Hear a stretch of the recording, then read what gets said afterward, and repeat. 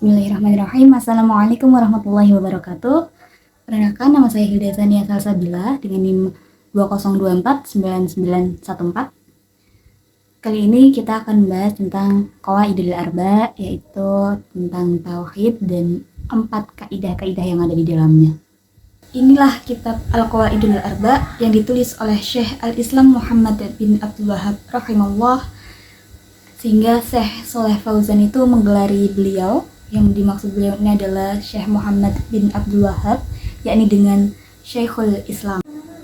Dan kandungan dari 4 kaidah ini adalah mengenal tauhid yang benar dan juga mengenal syirik dengan benar.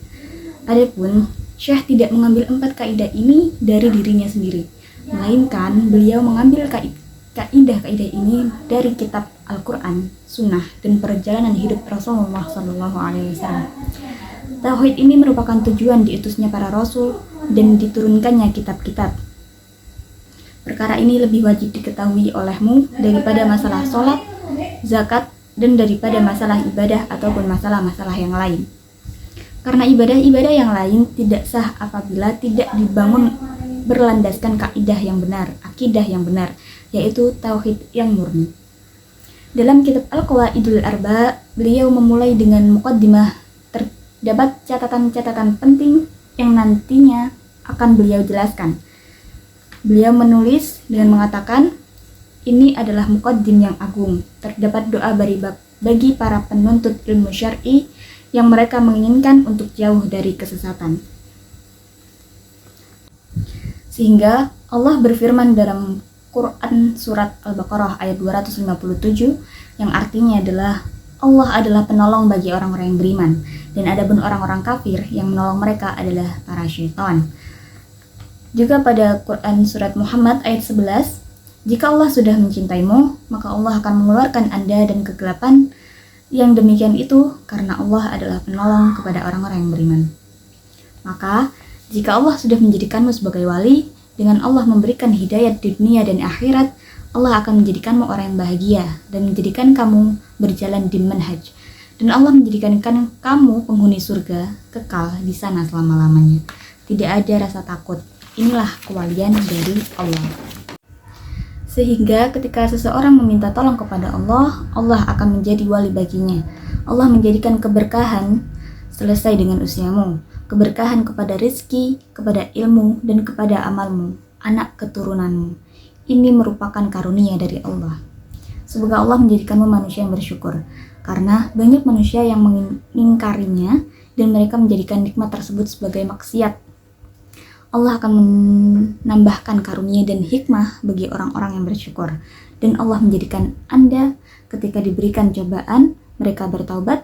Allah memberikan cobaan bagi mereka melalui apa yang tidak disukai, dan wajib untuk tetap kokoh dan istiqomah, tidak boleh terseret dalam kesesatan.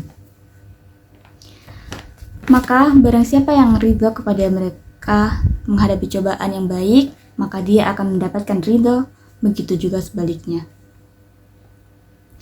Dan orang yang paling berat cobaannya itu adalah para sahabat, para nabi-nabi, para rasul. Para rasul pernah mendapat cobaan, begitu juga orang-orang dekat dengan nabi. Adapun orang-orang yang munafik, ketika mendapat kebaikan, mereka tenang. Ketika mendapatkan keburukan, mereka berpaling kepada Allah. Mereka berpaling dari Allah. Maka dunia itu tidak terus-menerus, silih berganti. Maka seorang hamba hendaknya mengetahui bahwa bukan hanya dia, melainkan para ulama terdahulu juga mendapatkannya. Sabarlah dan beristighfarlah. Namun ketika ada orang yang jahil atau orang yang tidak berilmu, mereka tidak mengetahui mana yang baik dan mana yang salah, kemudian mereka berbuat salah, maka tidak bersalah baginya, karena mereka adalah orang-orang yang tidak mengetahui. Namun orang yang kurang bisa mengendalikan diri, kurang akalnya, kurang fitrahnya, maka terkadang ada orang alim namun dia melakukan maksiat, namun mereka adalah orang-orang yang berilmu, yaitu dari ciri dia tidak memiliki kemampuan mengendalikan diri. Setelah bermaksiat, mereka segera bertaubat kepada Allah, membuka pintu taubah. Maka wajib bagi seorang hamba setelah bermaksiat, dia segera bertaubat. Maka inilah 3 perkara. Ketika mendapatkan nikmat kita harus bersyukur, Ketika mendapatkan cobaan, kita harus bersabar, dan ketika kita berdosa, kita harus segera untuk beristighfar. Inilah pula 3 perkara sumber dari kebahagiaan. Anda menyembah Allah hanya dengan mengikhlaskan amal saleh, demikianlah seorang guru harusnya saling mendoakan muridnya. Allah memerintahkan kita untuk mengikuti agamanya Nabi Ibrahim. Quran Surat An-Nahl ayat 123. Agamanya Nabi Ibrahim itu orang yang menyerahkan dirinya kepada Allah, baik dengan hati, niat, dan semua tujuan dan ambisinya hanya kepada Allah. Hanif secara bahasa adalah orang yang punya kecondongan pada kebaikan daripada keburukan. Orang yang mengikuti agama Islam, Allah tidak menjadikan agama ini haraj, kesulitan. Yang agama ini adalah agama bapak kalian. Bapak kalian yang dimaksud adalah Nabi Ibrahim. Anda menyembah pada Allah dengan mengikhlaskan amal saleh. Penulis mengatakan, Anda menyembah hanya kepada Allah saja. Anda juga mengikhlaskan amal saleh dan meninggalkan kesyirikan. Karena ibadah yang tercampur dengan kesyirikan itu batal. Tidak dinamakan ibadah apabila bercampur dengan kesyirikan. Tidaklah kita diperintah oleh Allah untuk menyembah kepadanya. Mengikhlaskan semua amal ibadah sebagai orang yang hanif. Dan ibadah-ibadah tersebut Allah perintahkan pada seluruh makhluk. Di antara mereka ada yang mau nurut pada Allah dan ada yang tidak nurut. Maka para makhluk yang menyembah selain pada Allah, maka dia telah menyalahi hikmah daripada makhluk. Nabi Ibrahim adalah bapaknya para nabi yang datang setelah Nabi Ibrahim. Para nabi setelah Nabi adalah keturunan dari Nabi Ibrahim alaihissalam. Semua nabi setelah Nabi Ibrahim adalah Bani Israel. Israel ini nama lain dari Nabi Yakub. Maka orang-orang Yahudi menamai negara mereka adalah Israel, kecuali Nabi Muhammad. Nabi Muhammad bukanlah keturunan dari Bani Israel, melainkan keturunan dari Nabi Ismail. Sehingga Nabi Muhammad bukan keturunan Nabi Yakub. Allah jadikan Nabi Ibrahim sebagai teladan. Sesungguhnya Nabi Ibrahim adalah imam yang patut untuk diikuti. Maka Nabi Ibrahim itu mengajak untuk menyembah pada Allah. Seluruh nabi dakwahnya adalah dakwah tauhid. Dawuh para nabi itu sama, yaitu dawuh tentang tauhid. Perintah dan larangan, aturan syariah itu berbeda dari Nabi Muhammad, Nabi Isa, Nabi Musa, Nabi Ibrahim. Semua ajarannya berbeda-beda. Maka setelah datang syariat Islam, tidak berlaku syariat-syariat lain. Maka agama para nabi itu satu. Maka ketika syariat tersebut dihapuskan, seharusnya mengamalkan syariat yang baru. Ibadah itu tidak disebut ibadah apabila tidak disertai dengan tauhid. Ibadah itu wajib disertai dengan adanya tauhid. Allah tidak menciptakan manusia hanya untuk sia-sia. Allah tidak menciptakan manusia hanya untuk senang-senang saja. Namun Allah mengatur semua makhluk agar membantu Anda beribadah kepada Allah. Maka Allah atur benda-benda di sekitar Anda dengan baik untuk membantu beribadah kepada Allah. Adapun orang yang pekerjaannya hanya bersenang-senang, sama halnya perbuatan hewan. Adapun Bani Adam, Allah ciptakan untuk beribadah kepada Allah, menciptakanmu. Allah itu maha tidak butuh selain pada Allah sendiri. Kata Allah, aku tidak menginginkan rizki, karena dialah Allah yang memberi rizki. Dialah Allah yang tidak pernah diberi makan. Allah tidak butuh ibadah Anda, namun justru Andalah yang butuh untuk menyembah pada Allah. Kalau ibadah tercampur dengan kesyirikan, maka batalah ibadahnya. Mengikuti tuntunan Rasulullah, barang siapa yang mengamalkan amalan yang tidak ada tuntutan dari kami, maka tertolak. Maka barang siapa yang berbuat perkara baru atau dalam urusan agama, maka tertolaklah perkara tersebut. Maka wajib ibadah itu sesuai dengan tuntutan Nabi, bukan sekedar anggapan baik dan bukan sekedar niat. Tujuan yang baik sesama ibadah tidak ditujukan oleh dalil syar'i, maka itu adalah ibadah bid'ah. Bahkan akan membahayakan pelaku karena terjerumus terhadap maksiat. Maka ibadah itu harus memenuhi 2 syarat. Yang pertama adalah ikhlas dan yang kedua adalah mengikuti tuntunan Rasul. Sehingga ibadah tersebut menjadi ibadah yang sah. Apabila ibadah tersebut memasuki syirik atau dibuat-buat, tidak ada tuntutan di dalamnya, maka ibadah tersebut batal.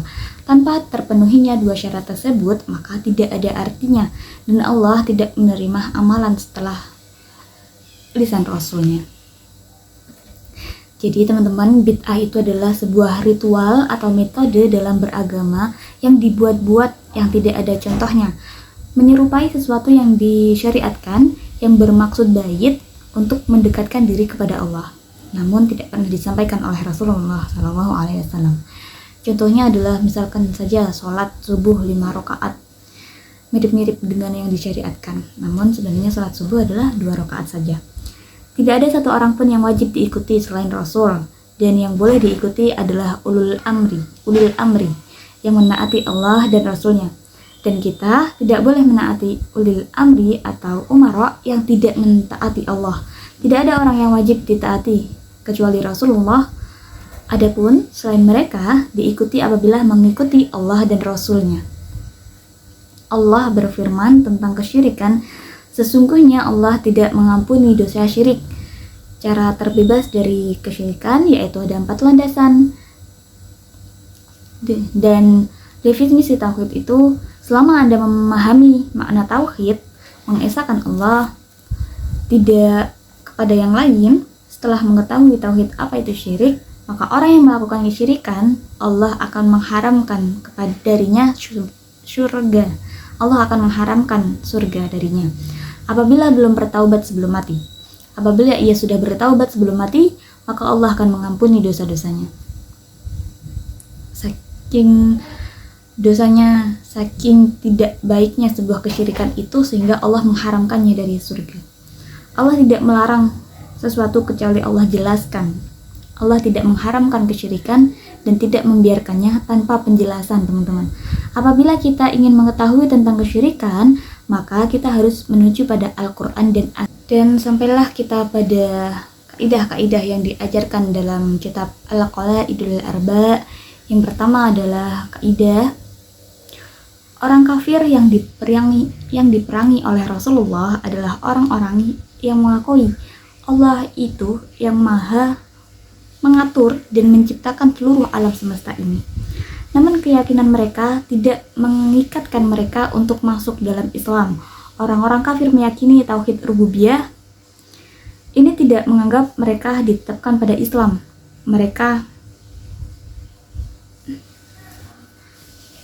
Tauhid rububiyah ini adalah menetapkan atau mengimani bahwa Allah lah yang menciptakan, Allah lah yang menciptakan alam semesta ini. Mereka mengisahkan Allah dalam hal perbuatan-perbuatan Allah. Dia mengklaim bahwa ada selain Allah yang memberi rezeki, menghidupkan, dan juga mematikan. Jadi tauhid rububiyah ini adalah orang yang meyakini bahwa Allah itu memang yang mengatur dan menciptakan seluruh alam semesta ini. Namun mereka tetap mengklaim bahwa ada selain Allah yang memberi rezeki, menghidupkan, dan juga mematikan. Kalau hidup di zaman dahulu itu contohnya seperti Abu Lahab, orang-orang Yahudi, Fir'aun, dan orang-orang yang mengklaim bahwa ada Tuhan selain Allah yang mampu memberikan rezeki. Orang-orang musyrikin itu menetapi tauhid rububiyah. Tauhid bukan sekedar tauhid rububiyah. Ahlul kalam adalah orang-orang yang mendahulukan akal daripada dalil. Keyakinan mereka disebut ilmu kalam. Orang-orang musyrikin itu sebelum Rasulullah lahir, mereka sudah mengenal Allah. Tauhid rububiyah ternyata tidak mengeluarkan mereka dari kafir dan tidak memasukkan mereka ke dalam Islam. Ini tidak lebih dari kesaksian seperti kesaksian Abu Jahal dan juga Abu Lahab.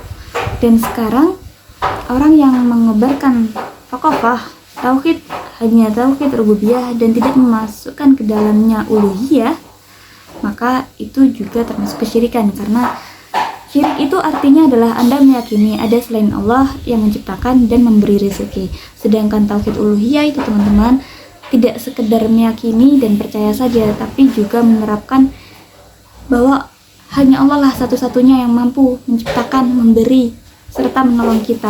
Tidak ada selain Allah yang mampu memberikan kita rezeki, yang mampu menciptakan kita hingga mematikan kita.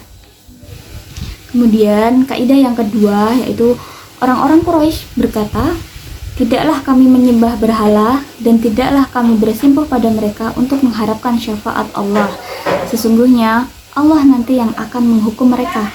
Allah akan menghukum mereka jika mereka tidak berbuat kesyirikan rububiyah, namun mereka berbuat kesyirikan pada tauhid uluhiyah, pada masalah ibadah." Orang-orang musyrik ini tidak mengatakan sesembahan mereka menciptakan dan mengelola alam semesta. Namun, orang-orang musyrikin menganggap sesembahan mereka memberi manfaat. Mereka menyembah selain Allah, mereka menganggap sesembahan mereka bisa mendekatkan mereka kepada Allah. Mereka mengaku berhala tidak memberi manfaat, juga mudarat. Orang-orang musyrikin menyembelih hewan kepada sesembahan tersebut. Mereka sesembahan menjadi wasilah atau perantara mereka terhadap Allah. Kerububian ini adalah orang-orang yang menyembah kuburan. Mereka meyakini orang-orang yang berada di dalam kuburan ini adalah sebagai wali Allah, sehingga mereka berharap bisa mendapatkan manfaat dan syafaat. Itu adalah yang benar, ada yang keliru. Syafaat yang benar itu ada dua. Yang pertama adalah syafaat tersebut atas izin Allah. Yang kedua, yang diberikan atau memohon syafaat adalah ahli tauhid. Kalau hilang dari dua syarat tersebut, maka syafaatnya hilang dan mereka tidak bisa memberikan syafaat ke orang-orang yang diridhai oleh Allah. Itu adalah orang-orang yang bertauhid, namun mereka berbuat maksiat. Kalau orang-orang meninggal dalam keadaan kafir, dia tidak akan mendapatkan syafaat, maka orang kafir tidak bisa dibantu dengan syafaat. Orang-orang tahu istilah syafaat, namun tidak tahu maknanya. Bahkan mereka meminta syafaat pada orang-orang musyrik, pada Allah. Mereka tidak paham tentang syafaat yang benar dan yang batil. Para ulama itu menjelaskan, syafaat yang benar itu ada 6, yang 3 khusus buat Nabi, dan yang 3 tidak khusus diperuntukkan untuk Nabi. Yang pertama adalah syafaat uzma. Syafaat uzma ini adalah syafaat yang diberikan di al-mauqif. Al-mauqif itu tempat berdirinya para manusia nanti ketika hari akhir. Manusia ini berdiri sangat lama sampai akhirnya Rasulullah memberikan syafaatul uzma ini. Yang kedua adalah syafaat penduduk surga sebelum masuk surga, sampai Rasulullah memberikan syafaat kepada mereka. Dan yang ketiga adalah syafaat bagi Abu Thalib untuk diberikan keringanan dari siksaan api neraka. Keempat adalah syafaat bagi orang yang harusnya masuk neraka namun tidak jadi masuk neraka. Syafaat yang kelima, syafaat bagi orang yang masuk neraka dan dikeluarkan dari neraka.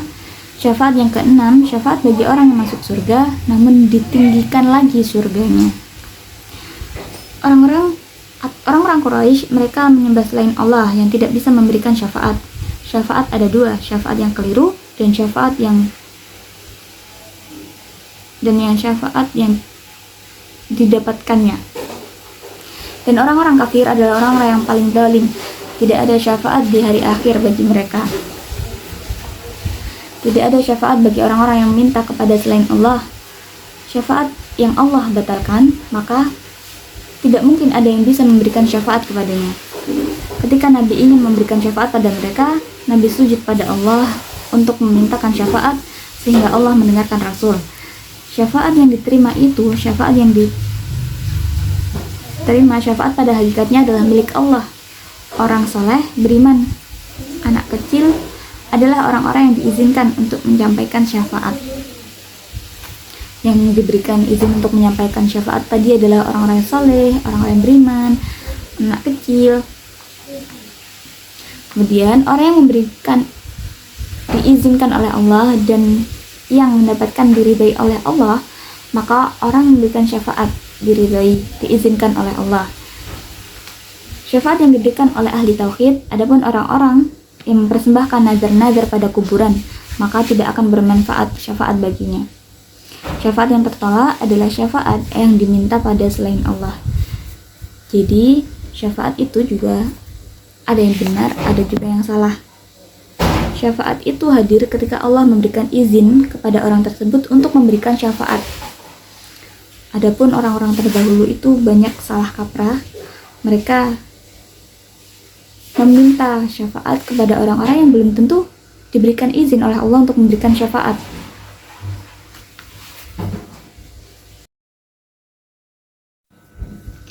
Masuk di kaidah yang ketiga.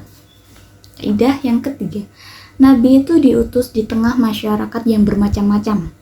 Di antaranya ada yang menyembah malaikat, ada yang menyembah nabi, ada yang menyembah orang-orang saleh, batu keramat, matahari, hingga bulan. Namun, Rasulullah memerangi mereka tanpa membeda-bedakannya. Nabi diutus di tengah manusia yang berbuat kesyirikan. Ini adalah bukti bahwa keburukan dari syirik. Berbeda dengan orang-orang yang bertauhid. Mereka yang bertauhid hanya menyembah Allah. Apakah sesembahan yang mereka itu lebih hebat dari Allah? Tentu saja tidak. Sesembahan yang selain Allah hanyalah klaim dari orang-orang musyrik sendiri. Sisi negatif dari kesyirikan mereka terpecah belah. Tidak ada kaidah yang mempertahankan mereka. Mereka hanyalah berjalan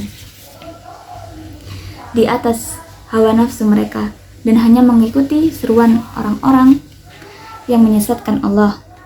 Membuat persoalan orang-orang kata yang dimiliki beberapa orang, seorang budak yang dimiliki beberapa tuan, seorang budak yang murni dimiliki satu tuan, keduanya tidaklah sama. Maka orang yang menyembah Allah itu bagaikan seseorang yang memeluk satu budak. Tuannya hanya satu,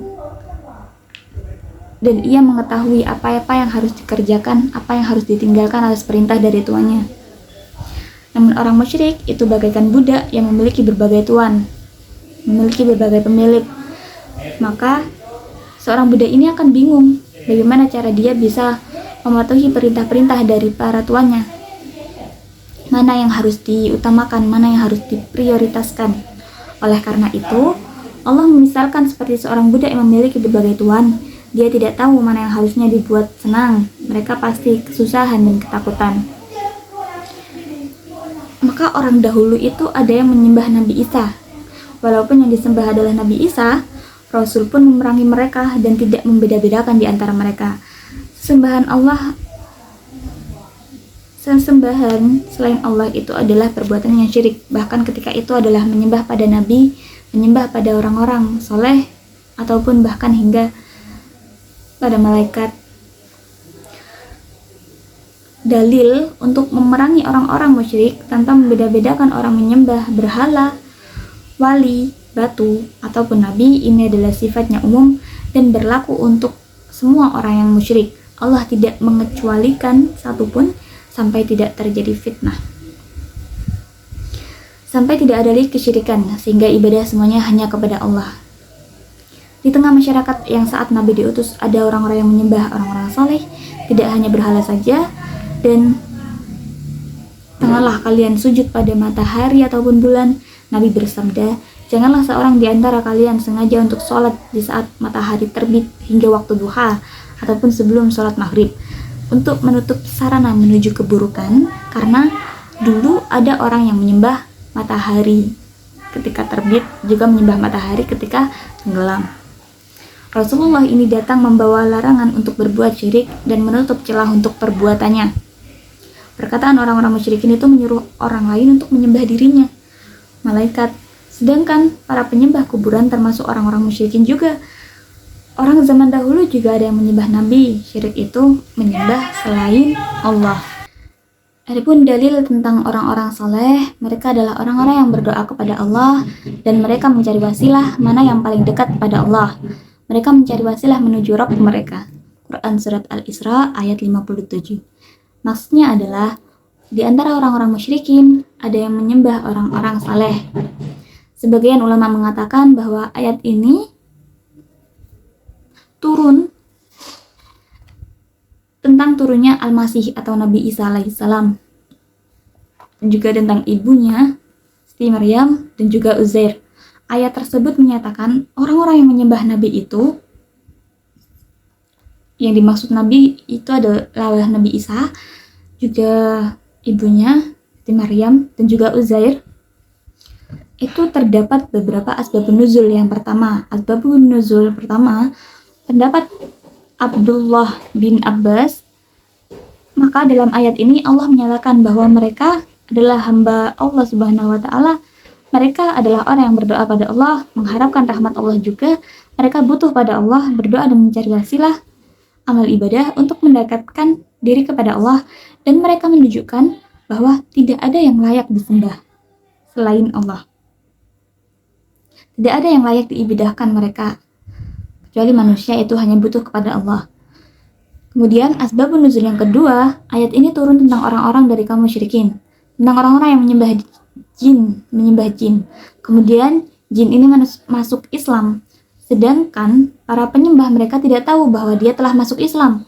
Dan jadilah para jin ini menunjukkan dari diri pada Allah, menghusyukkannya diri kepada Allah, dan mereka takut pada Allah.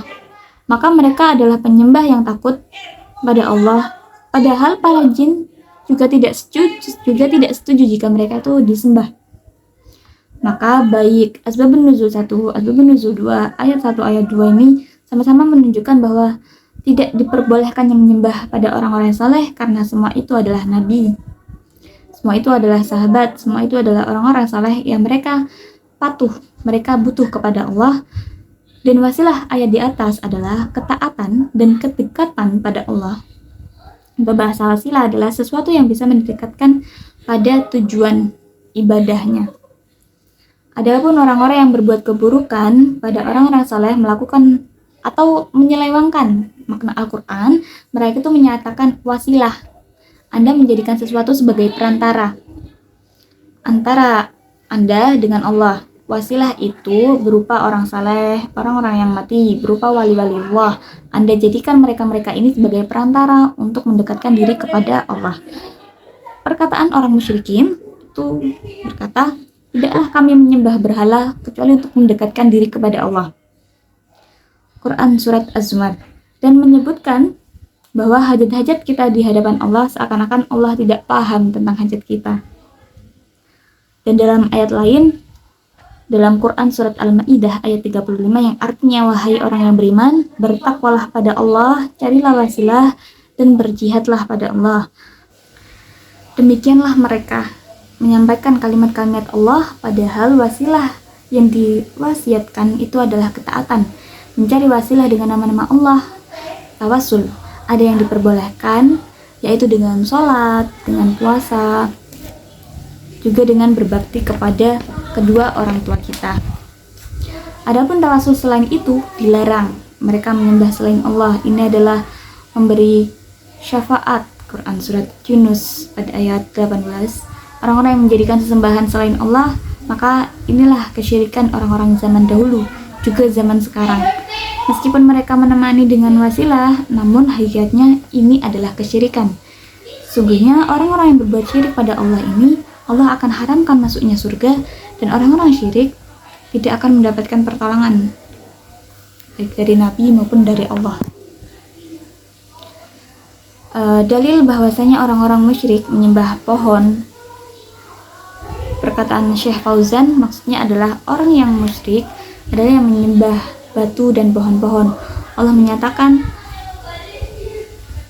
katakan pada Lata, Uzza, dan Manat dengan maksud untuk menghinakan.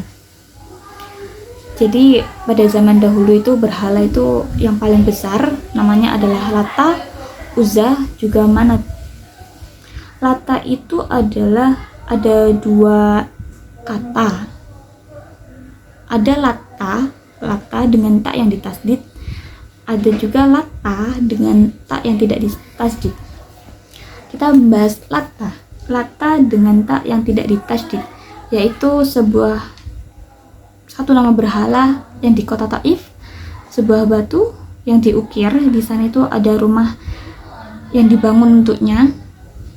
Di atasnya ada tirai-tirai yang mirip seperti Ka'bah, ada halamannya. Ia memiliki pelayan-pelayan juga, yaitu dari Bani Thaqif, dan mereka membanggakan dirinya dengan memiliki Lata.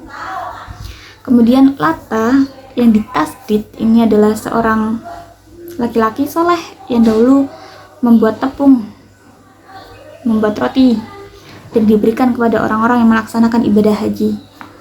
Ketika Lata ini meninggal, mereka membangunkan kuburan di dalam rumah. Namun ketika kuburan itu dibangunkan sebuah rumah, sebenarnya Rasulullah itu melarang bahkan kuburan Lata ini tetap saja diberikan tirai-tirai dan dijadikan orang-orang yang menyembah Lata. Bahkan sebelum zaman Nabi pun sudah ada haji ya sebenarnya teman-teman. Kemudian yang kedua adalah berhala namanya Uzza. Uzza ini adalah sebuah pohon dari as-salam, jenis pohon salam, di sebuah lembah perkebunan kurma, dan di sekitarnya adalah pelayan-pelayannya juga sama seperti Lata tadi ya. Namun Uzza ini ada jin yang berbicara pada manusia, dengan orang-orang jahil yang menyembah Uzza ini mengira bahwa suara tersebut adalah suara dari pohon Uzza ini, padahal yang berbicara tadi adalah si jin ini tadi. Kemudian yang ketiga adalah berhala Manat. Berhala Manat ini adalah sebuah batu yang besar di sebuah tempat di Gunung Qudait antara Makkah dan Madinah ini. Mereka menjatuhkannya untuk haji. Maka tiga berhala ini paling besar yang paling disembah. Tidakkah kalian melihat Lata, Uzza, dan Manat? Apakah mereka ini bisa memberikan pertolongan, memberikan rezeki pada kalian? Apakah yang kalian dapatkan dari mereka? Mereka hanyalah akal-akalan manusia, sehingga ayat ini adalah untuk menyentil manusia agar kembali kepada Allah. Ketika Allah menemukan Islam dan ketika Allah memberikan Islam dan mengutus Rasul memuliakan mereka, maka Rasul mengutus seorang sahabat bernama Sofyan dan salah satu temannya untuk pergi terhadap ke patung berhala Lata ini di Taif. Kemudian sahabat ini menghancurkan berhala tersebut atas perintah Rasul. Dan Rasul juga mengutus Khalid bin Walid untuk menuju Uzza, juga untuk menghancurkan berhala Uzza ini. Dan Rasul pula mengutus Ali bin Abi Thalib menghancurkan Manat, berhala berupa batu besar tadi. Kemudian ada sebuah kisah. Dulu ada seseorang pelukis yang datang kepada Abdullah bin Mas'ud dengan profesinya sebagai seorang pelukis. Datanglah beliau kepada Abdullah dengan membawa lukisannya, gambarnya tersebut adalah makhluk-makhluk hidup. Sehingga Abdullah bin Mas'ud ini menasihati orang-orang yang menggambar orang-orang yang bernyawa atau makhluk yang bernyawa ini. Beliau berkata, orang yang menggambar orang yang bernyawa ini akan ditimpakan beban untuk meniupkan nyawa atas apa yang dia gambar. Sang pelukis ini pun takut, hingga Abdullah memberikan solusi agar menggambar biji-bijian, pohon-pohonan, tumbuh-tumbuhan, atau benda atau makhluk-makhluk mati. Tauhid itu menjaga akal manusia agar tetap waras. Maka di sisi Allah dan orang-orang musyrikin itu memiliki pohon bidara, pohon yang mereka biasa beriktikaf di sana. Mereka biasa menggantungkan senjata mereka di pohon tersebut dengan keyakinan senjata mereka ini akan bertambah hebat. Nabi dan para sahabat pun melewati pohon bidara juga. Para sahabat berkata, "Wahai Rasulullah, jadikanlah senjata ini juga hebat." Kata sebuah hadis ini hadis sahih, pohon yang digantungkannya sesuatu di suatu tempat yang ada gantungan-gantungannya, yang orang-orang musyrikin biasa menggantungkan senjata mereka di pohon bidara, maka senjata itu menjadi berkah katanya. Maka sebagian sahabat mengatakan, jadikanlah senjata ini sama hebatnya Rasul. Maka sahabat mengatakan, kalau kita ikut-ikutan suka meniru orang-orang kafir, lama-lama akan seperti mereka. Dan itu adalah bencana paling besar. Rasul kaget dan bertakbir serta beristighfar karena heran terhadap sahabatnya tadi. Mereka menuntut beliau tidak benar. Nabi mengatakan itu adalah perilaku, itu adalah jalan hidup yang dijalani oleh orang-orang musyrikin, dan sebab yang membuat keliru muncul keinginan seperti itu.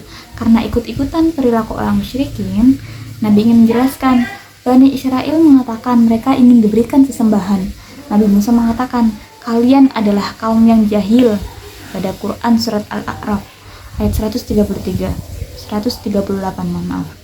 Yang kalian ucapkan seperti yang diucapkan kaumnya Nabi Musa, harusnya seorang muslim itu dalam beragama, dalam berdalil, ngalap berkah adalah kesirikan. Ngalap berkah, apa yang dimaksud dalam mengalap berkah tertentu? Nabi Musa itu ketika berhasil menyeberangi lautan dan Allah telah menenggelamkan musuh mereka, dan mereka melewati orang-orang yang sedang bertapa di depan suatu berhala, orang-orang musyrik yang dimaksud pada Bani Israel mengatakan, jadikanlah sesembahan bagi kami. Nabi Musa mengatakan mereka ini orang-orang batil, orang-orang tersesat. Sebagaimana Nabi yang menginginkan para sahabatnya menginginkan seperti orang-orang musyrik, maka Bani Israel ini hanya memberikan ide sama seperti sahabat Nabi yang tadi menginginkan pohon bidara agar senjatanya juga hebat juga.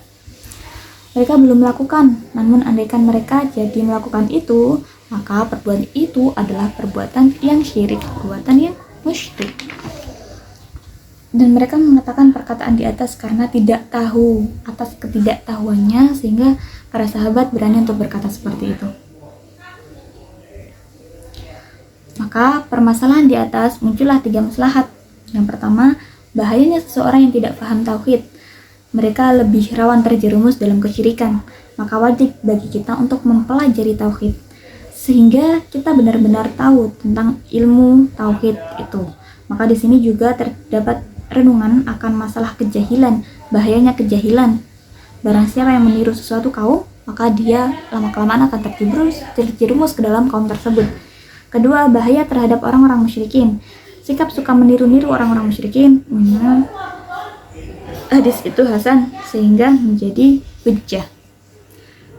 Kemudian yang ketiga adalah ngalap berkah pada pohon, pada batu, pada situs, yang menganggap bahwa ketika kita mengharapkan keberkahan pada tersebut, pada hakikatnya adalah kesyirikan. Ngalap berkah yang diperbolehkan itu seperti ketika seorang minum air zam-zam, khasiatnya juga tergantung pada orang yang minumnya. Maka berkah hadisnya ini sahih.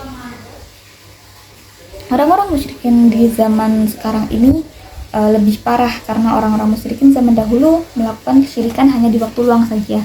Sedangkan orang-orang musyrikin zaman sekarang ini melakukan kesyirikan ketika mereka ada waktu, ketika mereka tidak peduli di waktu luang maupun di waktu yang tidak luang, mereka tetap melakukan kesyirikan.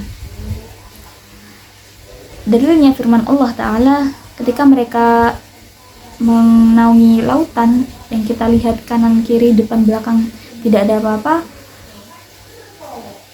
Kalau dalam sebuah mobil, kereta kita bisa minta bantuan, mereka hanya berdoa kepada Allah dengan ikhlas. Namun ketika mereka diselamatkan oleh Allah ke daratan, mereka kembali melakukan kesyirikan itu lagi. Jadi orang-orang zaman dahulu itu diibaratkan seperti ketika mereka berada dalam sebuah laut lepas, mereka udah kepepet banget, mereka nggak ada tempat bergantung, mereka tidak percaya kepada siapapun selain kepada Allah. Hanya Allah yang bisa membantu dan menyelamatkan mereka dari lautan ini. Sehingga ketika mereka sudah diselamatkan, ketika mereka sudah kembali ke daratan, mereka balik lagi berbuat maksiat, berbuat kesyirikan itu lagi. Kemudian kita masuk ke kaidah yang keempat, bahwa orang-orang musyrik zaman sekarang ini lebih parah daripada orang-orang musyrikin zaman dahulu. Kita tidak boleh menganggap remeh pelaku kesyirikan dan lebih serius dalam menangani kesyirikan. Allah itu telah menggambarkan mereka, orang-orang musyrikin di zaman dahulu, itu tidak ada yang bisa menyelamatkan mereka kecuali Allah. Namun ketika Allah selamatkan ke darat, mereka berpaling. Dan dalam ayat lain, ketika gelombang air naik, mereka seperti gunung-gunung, maka ketika itu mereka berdoa kepada Allah dengan ikhlas, dan ketika diselamatkan ke darat, balik lagi mereka kembali berbuat kesyirikan itu. Namun orang-orang musyrikin zaman sekarang ini, teman-teman, yang terjadi kesyirikan di umat Nabi Muhammad SAW, maka kesyirikan mereka terjadi secara terus-menerus. Mereka tidak ikhlas dalam berdoa dan beribadah ataupun menyembah kepada Allah. Sehingga dalam keadaan genting, mereka itu semakin syirik. Mereka malah memanggil Hasan dan Husain, ini cucu Nabi. Mereka mengkultuskan mereka, mengkultuskan cucu Nabi ini, juga Syekh Abdul Qadir Jailani, para ulama ahli sunnah. Namun sebagian orang namun sebagian orang ini mengkultuskan beliau, dan orang-orang yang mengkultuskan beliau tidak disenangi oleh orang yang dikultuskan itu sendiri. Kadang juga mereka mengkultuskan Syekh Ahmad Ar-Rifai, yaitu seorang sufi wali yang ada di Irak, dan orang-orang lain. Bukannya meminta kepada Allah, dan disebutkan keajaiban mereka di laut. Ketika mereka dalam keadaan genting, mereka memanggil-manggil nama mereka selain pada Allah. Orang-orang musyrikin melakukan hal tersebut, mengajak untuk melakukan hal tersebut. Sebagaimana ini diriwayatkan oleh tarikat-tarikat Tabaqat Sya'rani, di dahulunya terdapat riwayat yang membuat buku bulu kuduk merinding karena aneh yang kisah-kisah tersebut mereka sebutkan sebagai karamah wali. Dan dalam kisah-kisah tersebut ini menyebutkan bahwa kisah-kisah mereka bisa menyelamatkan mereka dari laut, dan tangan-tangan para syekh ini tadi, yang syekhnya ini sebelumnya berada di rumah, tangannya bisa sampai ke laut gitu ya, tangannya memanjang sampai ke laut sehingga bisa menolong mereka tanpa hadirnya syekh sendiri. Orang-orang musyrikin zaman dahulu menyembah orang-orang saleh, menyembah nabi. Adapun orang-orang musyrikin zaman sekarang ini, mereka menyembah orang-orang yang buruk.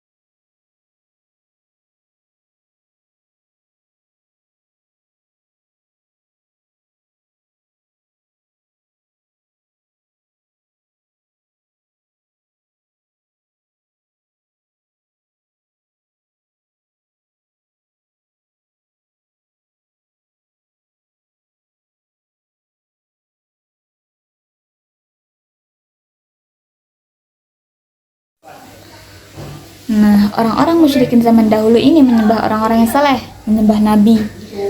Adapun orang-orang yang musyrikin zaman sekarang menyembah orang-orang yang buruk, menyembah wali yang batil yang mereka sembah. Berbeda dengan Ibnu Arabi, dia adalah seorang sufi terkenal dengan akidah waqidatul wujud, Allah bersatu dengan makhluknya. Namun orang-orang yang bermasalah Al-Hallaj, Ibnu Arabi, Ar-Rifai, Al-Badawi, namun disembah oleh mereka. Kenapa orang zaman dahulu lebih mendingan syiriknya daripada orang-orang zaman sekarang? Karena orang-orang zaman dahulu itu masih berdoa kepada Allah dalam keadaan genting, sementara orang-orang zaman sekarang itu bahkan dalam keadaan genting pun mereka tetap melupakan Allah. Makanya lebih dari itu, syirik itu menyembah selain Allah. Pentingnya kita untuk belajar tauhid, dan pentingnya kita untuk belajar tentang syirikan agar kita tidak tersesat lagi, agar kita tidak gampang terjerumus dalam sebuah maksiat, tidak gampang untuk meniru-niru perbuatan kaum-kaum musyrik, agar tidak menjadi seperti mereka. Semoga apa yang disampaikan bisa bermanfaat. Wallahu muwaffiq ila aqwamit thoriq. Wassalamualaikum warahmatullahi wabarakatuh. Terima kasih.